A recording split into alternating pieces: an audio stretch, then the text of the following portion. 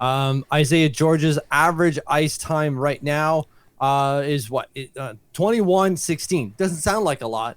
Well, it does kind of, but that's being weighed down significantly from his first game where he had 15-41. Since then, 23-59, 24-07. Holy hell. Yes, that's a lot of ice time. He's basically played 24 minutes each of his last two games. And even after his first game, I think you and I were both surprised that he played 15-41 because we're so used to like Cholowski coming in and playing 6 minutes or Samuel Bolduc coming in and playing 7 minutes. And going into it, I was like, I'm excited for Isaiah George because I like him as a prospect and like I want to see him, even though I fully admit like, hey, he only has 4-5 pro games going into his debut, but then he hits 15-41, which is about on par for what a third pair defenseman normally plays. Like I think 15 to 17 minutes is a fair expectation for most third pair guys. And I went, oh, okay, that's a pleasant surprise. And then it went up to almost 24 minutes,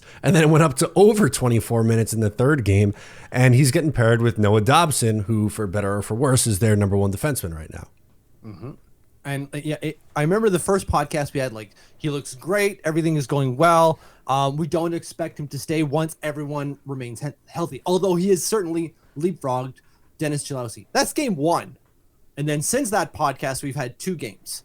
And I know in that podcast, we both said the second they're healthy, he's gone. He's got to play. Now I'm not so sure, man. I'm not so sure.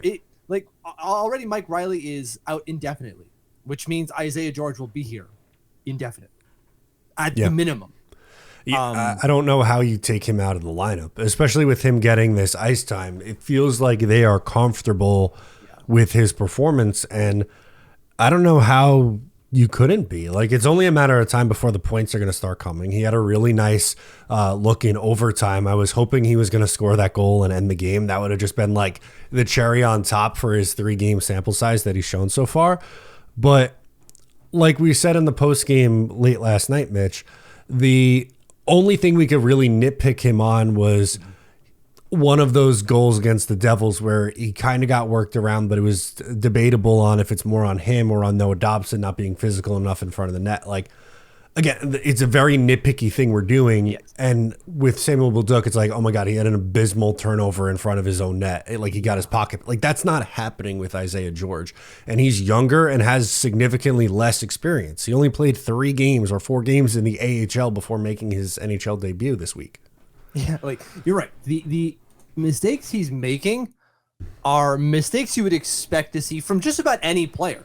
Like the goal we're referencing, Cotter kind of goes completely around him like he's a pylon, but is able to get around him to get that pass towards the slot, which then Noah Dobson doesn't do anything about.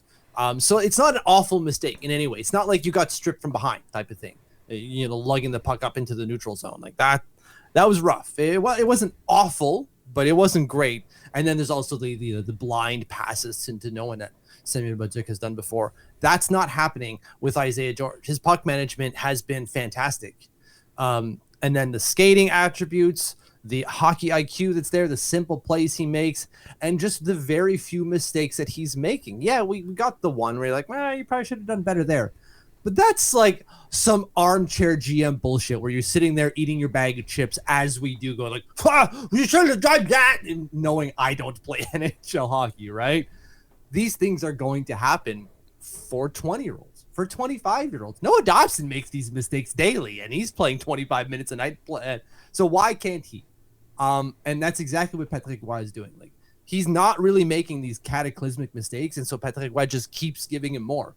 How far is the ceiling? I'll test him shift by shift is what's happening right now. And he keeps responding positively. Yeah, he with every little task that he is given, he is responding. It's not like he can't handle it. Again, in 3 games, he's essentially gone up to the Islanders' top pair. And granted, there's a ton of injuries on the entire left side of the Islanders' defense is out right now, which is playing a factor in it. But I think the point that we're going to eventually get ourselves to is that even when they start to get healthier, I think he's got to stay. And Mike Riley being out indefinitely, I think opens up that opportunity for where, eventually Romanov's going to come back. I think he would be the first one back of the bunch. And then in another month, Pelech's going to be back, let's say. But when Riley comes back, is like his spot guaranteed? I don't think so. And I think George has done enough to where he should continue to get 20 minutes a night.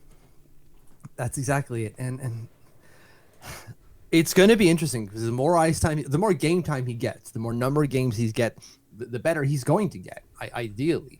Although you never know, because we said that with Samuel Bolduc, right? He was just going to get better and better and better, and that did not happen. I don't think that's going to happen here with Isaiah George, because what we're seeing is what we've known about him for years now. What we're seeing here on the ice isn't necessarily a surprise. The surprise is how quickly we're able to see that at the NHL level. We knew his skating was good.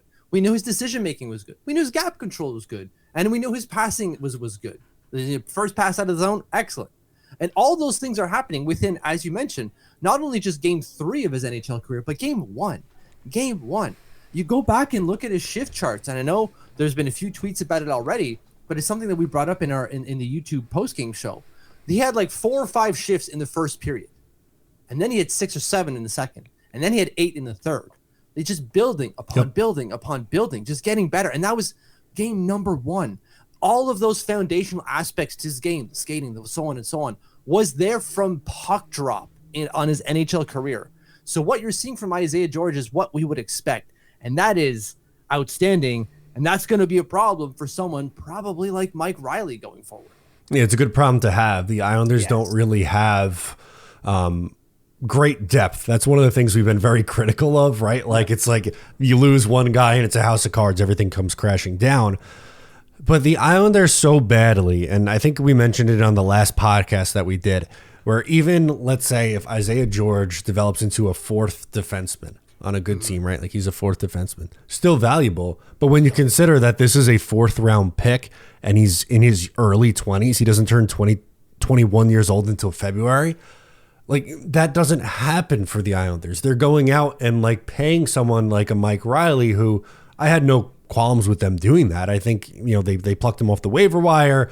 Last year he came in. I thought he played really well, deserving of a contract, but you know he's not a long-term solution, and you're kind of just putting a Band-Aid on it, where if you could find a kid like Isaiah George in the 4th round to be a middle pair defenseman, let's say, for half a decade, then that's on a cheap deal also, too. That has to be emphasized because he's on his ELC now, and you know he's going to get a bridge deal after that.